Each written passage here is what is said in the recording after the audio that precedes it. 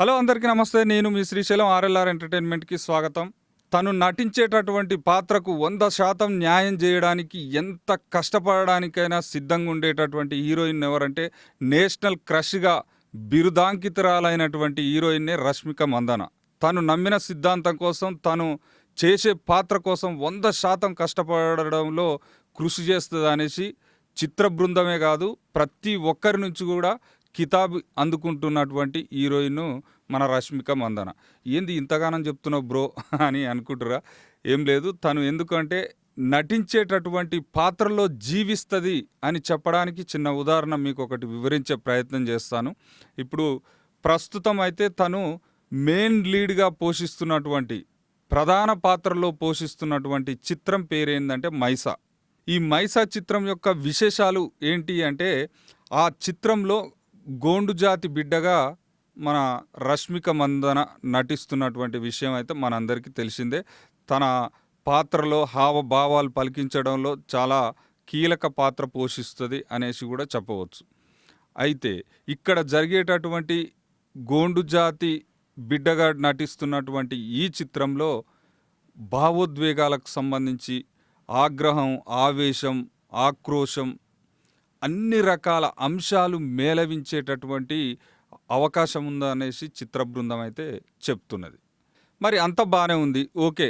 అయితే ఈమె నటిస్తున్నటువంటి ఈ చిత్రంలో ఏంటంటే నిజ జీవితంలో జరిగినటువంటి కొన్ని సంఘటనల ఆధారంగా ఈ చిత్రాన్ని నిర్మించడం జరుగుతుంది. అందులో నటించడం కాదు, జీవిస్తున్నదనేసి చెప్పడం జరుగుతున్నది. అయితే ఒకానొక సందర్భంలో ఇక్కడ దర్శకుడు వివరించినటువంటి అంశం ఏంటంటే, ఈ చిత్రానికి దర్శకుడు ఎవరంటే రవీంద్ర పుల్లే. తను చెప్పినటువంటి మాట ఏంటంటే, కేరళలో ఒక షూటింగ్ అయితే జరుగుతున్నది ప్రస్తుతం. అందులో భాగంగా ఏంది, ఆ కేరళలో ఉన్నటువంటి అత్యంత ఎత్తైన జలపాతాల్లో ఒకటి ఏంటంటే అత్తిరపల్లి జలపాతం. అది చాలా ఫేమస్, ఎక్సలెంట్గా ఉంటుంది. మన బాహుబలి సీన్లు కూడా అక్కడనే తీశారనే సమాచారం. మరి అంత చాలా ఎత్తులో ఉంటుంది ఏది ఆ జలపాతం. అయితే అక్కడ షూటింగ్ చేసే క్రమంలో తన నటించేటటువంటి సందర్భంలో ఎలాంటి డూప్ లేకుండా దాదాపు 80 అడుగుల ఎత్తులో నుంచి దూకే సీన్ ఉంటుందంట. ఆ సీన్లో డూప్ లేకుండా యాక్టింగ్ చేయడం జరిగింది. చిన్నపాటి గాయాలు కూడా కావడం జరిగింది.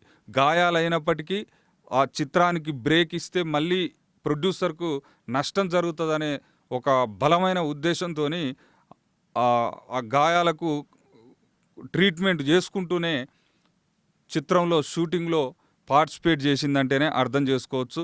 తన యొక్క సంకల్ప బలానికి, తన యొక్క దృఢత్వానికి ఇదొక నిదర్శనం అనేసి కూడా డైరెక్టర్ చెప్పడం కోసమేర్పు. అంటే మొత్తానికి ఏదేమైనప్పటికీ ఎలాంటి డూపులు లేకుండా సహజ సిద్ధంగా నటించడానికి ఎక్కువ ప్రాధాన్యత ఇచ్చేది ఈ మన మైసా సినిమాకు సంబంధించి. ఇక్కడ ఇంకొక హైలైట్ పాయింట్ ఏంటంటే, ఈ చిత్రానికి సంబంధించి ఏంటంటే అంతర్జాతీయ స్టంట్స్కు సంబంధించి కొరియోగ్రాఫర్స్ పర్యవేక్షణలో శిక్షణ కూడా తీసుకున్నదనమాట. ఎందుకు అనంటే ఎలాంటి డూప్ లేకుండా నటించేయాలనే ఒక సదుద్దేశంతో ఈ ట్రైనింగ్ కూడా తీసుకోవడం జరిగింది. ఈ గిరిజన జాతి బిడ్డలు ఏ విధమైనటువంటి పోరాట సన్నివేశాల్లో పాల్గొంటారు, ఎలాంటి పోరాటాలు చేస్తారు అనేటటువంటి అంశాల మీద కూడా ట్రైనింగ్ తీసుకున్నది అంటేనే అర్థం చేసుకోవచ్చు. అంటే తను నటించినటువంటి ఆ పాత్రలో మొత్తం లీనం కావాలి అనేటటువంటి దృఢ సంకల్పంతో ముందే ఫిక్స్ అయి ఈ విధంగా యాక్టింగ్ చేసింది అనేసి చాలామంది చెప్తుండడం కోసం మెరుపు. ఏదేమైనప్పటికీ ఒక ఎక్సలెంట్ మూవీగా తన జీవితంలోనే ఒక మైలురాయిగా నిలుస్తుంది అనేసి వాళ్ళ యొక్క అనుచరులే కావచ్చు, తన యొక్క అభిమానులే అనుకుంటున్నటువంటి సందర్భం అయితే మనం చూడవచ్చు. సక్సెస్ఫుల్గా మంచి ఇట్టు కొట్టాలనేసి కూడా మనస్ఫూర్తిగా కోరుకుందాం. చూస్తూనే ఉండండి ఆర్ఎల్ఆర్ ఎంటర్టైన్మెంట్ని. సబ్స్క్రైబ్ చేసుకోండి, షేర్ చేయండి, కామెంట్ పెట్టండి. Thank you.